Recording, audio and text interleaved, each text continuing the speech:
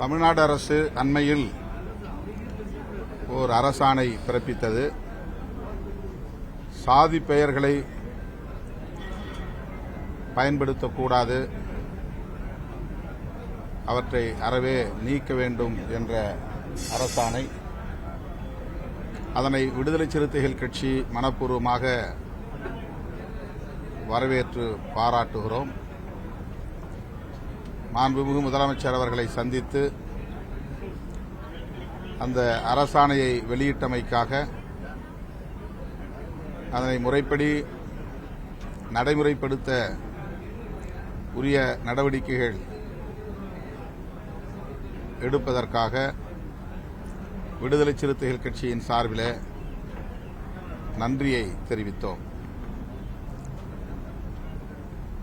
அதேபோல இன்னும் சில சாதிகளின் பெயர்களில் இன் விகுதி உள்ளது. அந்த இன் விகுதிகளை அகற்றி பிற சாதியினரின் பெயர்களில் உள்ள இர் விகுதி இதற்கும் பொருந்தும் என்று இந்திய ஒன்றிய அரசுக்கு தமிழ்நாடு அரசு ஏற்கனவே கடிதம் எழுதியிருக்கிறது என்றாலும் கூட அதனை சட்டமன்றத்திலே ஒரு தீர்மானமாக கொண்டு வர வேண்டும் என்ற கோரிக்கையையும் மாண்புமிகு முதல்வர் அவரிடத்திலே வைத்தோம்.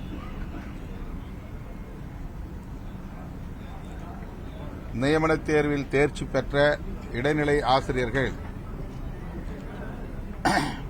வேலைக்காக பல்லாயிரக்கணக்கானோர் காத்திருக்கிறார்கள்.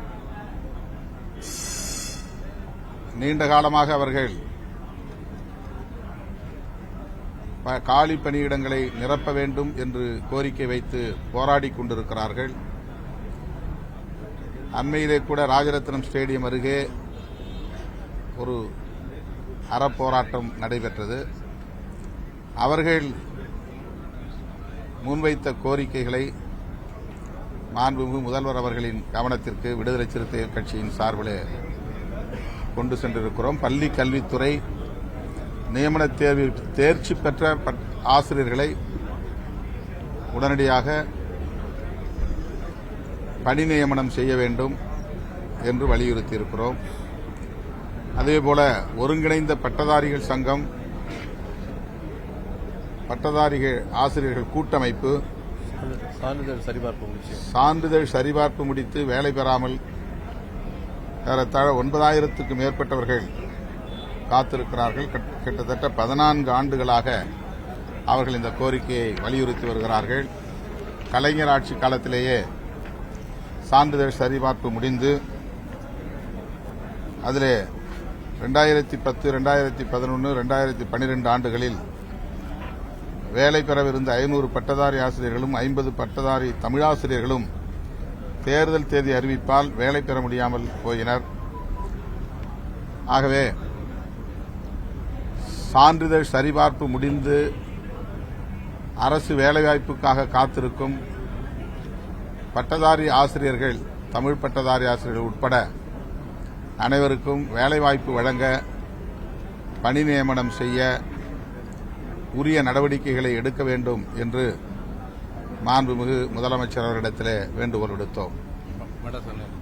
வடசென்னை பகுதியில் குப்பை கூளங்களை கொண்டு போய் கொட்டி சேமிக்கிற நடவடிக்கை, எரியூட்டுகிற நடவடிக்கை மேற்கொள்ளப்பட்டு வருகிறது. அந்த குப்பை கூளங்களை எரியூட்டுவதனால் வடசென்னையில் காற்று மற்றும் குடிநீர் போன்ற வாழ்வாதாரங்கள் கடுமையான பாதிப்புக்கு உள்ளாகியிருப்பதாக, நஞ்சாக மாறியிருப்பதாக ஆய்வுகளில் தெரிய வந்திருக்கிறது. எனவே அதனை பராமரிப்பதற்கு மாற்று திட்டம் ஒன்றை அவர்கள் தயாரித்து அரசின் கவனத்திற்கு கொண்டு வந்திருக்கிறார்கள். அதனை இன்றைக்கு முதலமைச்சரின் பார்வைக்கு விடுதலை சிறுத்தைகள் கட்சியின் சார்பில் கொண்டு சென்றிருக்கிறோம். வடசென்னைக்கு ஏராளமான வளர்ச்சிப் பணிகளை நாங்கள் மேற்கொண்டு வருகிறோம். இதையும் நாங்கள் கருத்தில் கொள்வோம் என்று மாண்புமிகு முதல்வர் அவர்கள் உறுதியளித்திருக்கிறார். எனது தொகுதி சிதம்பரம் தொகுதிக்கு உட்பட்ட அரியலூர் சட்டமன்ற தொகுதியில் அரியலூர் மாவட்ட ஆட்சியர் அலுவலகத்திலிருந்து வி கைகாட்டி என்கிற இடம் வரையில் ஏறத்தாழ 10 கிலோமீட்டர் தூரம் 4 வழிச்சாலை அமைக்க வேண்டும் என்ற கோரிக்கை நீண்ட நாள் கோரிக்கையாக இருக்கிறது. கொள்கை அளவிலே அதை நடைமுறைப்படுத்த அரசு ஏற்கனவே முடிவெடுத்திருக்கிறது. ஆனால் அது இன்னும் நடைமுறைக்கு வராமல் கிடப்பில் போடப்பட்டுள்ள சூழலில் அரியலூர் சட்டமன்ற உறுப்பினர் திரு சின்னப்பா அவர்களும் நாடாளுமன்ற உறுப்பினர் என்கிற முறையிலே நானும் இந்த கோரிக்கையை தமிழ்நாடு அரசின் கவனத்திற்கு கொண்டு வந்திருக்கிறோம். குறிப்பாக முதல்வரிடத்திலே அதை நடைமுறைப்படுத்தும்படி கேட்டிருக்கிறோம். தமிழக சட்டப்பேரவையில் காசாவிற்கு அதாவது பாலஸ்தீனத்துக்கு ஆதரவாக சட்டப்பேரவையில் தீர்மானம் நிறைவேற்றப்படும் முதலமைச்சர் சொல்லியிருந்தாரு. இந்த நேரத்தில் நீண்ட காலமாக சாதி ஆணவ படுகொலைகளை தடுக்கிறதுக்கு சிறப்பு சட்டம் இயற்றப்படும் கோரிக்கை இருந்தது. அதை பற்றி அதை பேசுனீங்களா? இல்லை இந்த சட்டமன்ற கூட்டத்தில் இப்போ நாங்கள் இன்றைக்கு ஒரு சில கோரிக்கைகள் குறித்து மட்டும்தான் பேசினோம். எங்கள் சட்டமன்ற உறுப்பினர்கள் இந்த 3 நாள் நடைபெறவிருக்கிற விவாதங்களில் காலம் அனுமதித்தால், சூழல் அனுமதித்தால் இந்த பிரச்சனைகளை எல்லாம் அவர்கள் கட்டாயம் எழுப்புவார்கள். காசா தொடர்பான தீர்மானத்தை மாண்புமிகு முதல்வர் அவர்கள் சட்டமன்றத்தில் இந்த கூட்டத்தொடரில் கொண்டு வருவோம் என்று ஏற்கனவே ராஜரத்னம் ஸ்டேடியத்தில் நடைபெற்ற ஆர்ப்பாட்டத்தில் வெளிப்படையாக அறிவித்தார். விடுதலை சிறுத்தைகள் கட்சி முதல்வரின் இந்த நிலைப்பாட்டை வரவேற்று பாராட்டுகிறோம். அதேபோல இந்த 4 தொழிலாளர்கள் தொகுப்புச் சட்டங்கள், அதனால் பல பாதிப்புகள் இருக்கின்றன. அது குறித்தும் சட்டமன்றத்தில் இந்திய அரசு கொண்டு வந்த தொகுப்பு சட்டங்கள் 44 சட்டங்களை 4 தொகுப்புகளாக கொண்டு வந்திருக்கிறார்கள். அதிலே தொழிலாளர் நலன்கள் கடுமையாக பாதிக்கப்படும் நிலை உள்ளது. கார்ப்பரேட்டுகளுக்கு பெரும் அளவில் சாதகமான சட்டங்களாக அவை உள்ளன. அந்த சட்டங்களை முழுமையாக ரத்து செய்ய வேண்டும் என்றுதான் நாம் கோரிக்கை வைக்க வேண்டும். என்றாலும் கூட அதில் சில திருத்தங்களை கொண்டு வர வேண்டும், வாரியங்கள் சிதைக்கப்படுவதை தடுக்க வேண்டும் என்ற கோரிக்கைகள் பரவலாக எழுந்துள்ள நிலையில் இந்த கூட்டத்தொடரில் அது குறித்தும் சட்டமன்றத்தில் தீர்மானம் கொண்டு வர வேண்டும் என்று எங்கள் கட்சியின் சார்பில் சட்டமன்ற உறுப்பினர்கள் வலியுறுத்துவார்கள்.